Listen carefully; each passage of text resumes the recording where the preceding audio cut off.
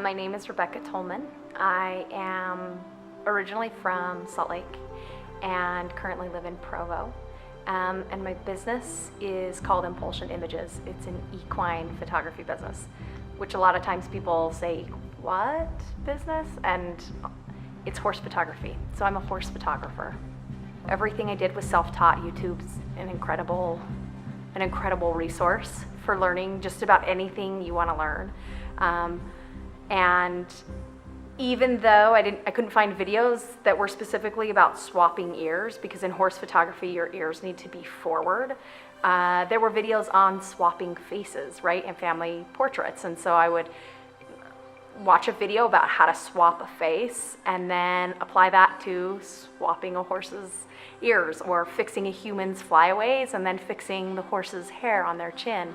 But yeah, most of what I know is self-taught, which is a really neat thing that we're in a day and age where you can do that, where you can learn so much. So I say self-taught, but really the internet taught me. It's really important to have an understanding of horses when it comes to being an equine photographer, because horses send a lot of messages through their body. They communicate through their body, and a person who doesn't understand horses wouldn't catch those signals and those things that horses are communicating. One of the big things is ears. Horse people are crazy about ears.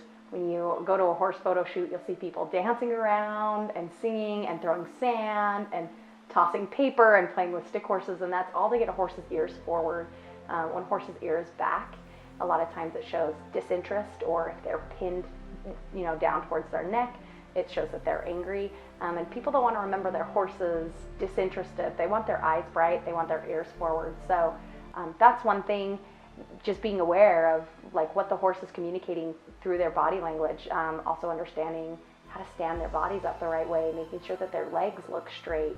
It's really easy to make a horse look awkward, and you want to show your horse's best side. When it comes to post-processing equine photography, most of my workflow involves just Lightroom, some color correction, but I try really hard to shoot as original as possible, to get things, to send things out the way they came in. Occasionally I have to fix ears to move them forward, or delete reins from a bridle, or remove a halter. Another thing that's really popular in equine photography today is called black backgrounds, where the horse will stand with a totally black background, and occasionally have to go in and darken up the background. Again, I try to expose so that I don't have to do that. So oftentimes that involves shooting a horse in a barn alley, where I can adjust my shutter and my aperture in a way that would make it possible to already have the background blacked out before I even move it into my computer. The way that I make my sessions a good experience with my clients is by connecting with them. And a big piece of that is because I myself am a horse person. I tend to love to interact with their horses. A lot of times if their back is turned, I'm kissing their horse's muzzles or scratching them behind the ears. And that's a huge piece of the relationship that I build with my clients and the experience that they have, because we're all kind of on the same page.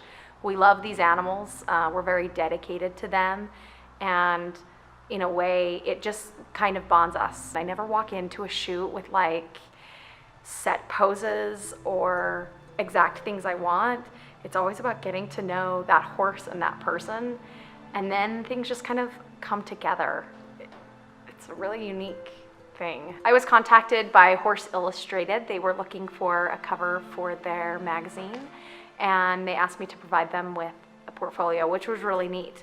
And they ended up using an image that I used, the young woman named Grace and her horse, as the cover for Young Rider, which was a really fun opportunity, and they continue to ask me to provide them with images. These are a couple of really fun ones that have been used for some marketing campaigns. There were reins connected to the bridles on both horses, and their owner was standing nearby, but I've edited all that out. The challenge that I'm at this point in my business is deciding where I want to go. I can continue to do what I'm doing, which I love and is so flexible, and it's really easy as a mother and a wife to do. But to get to the next step and to grow my business to the next place means investing a lot more and traveling a lot more. A few years ago when I didn't have a baby, that was the plan. And now that I've got a really special little person, it's a major challenge to decide where I want to take my business and how I want to invest in it. I love what I'm doing and I want to continue to do that. The question is how long can I do that in my market here in Utah? Because there's a huge market outside of Utah. I am struggling often with the question of how much do I put in, and do I hold off for a few years till we are done having children and they're a little bit older?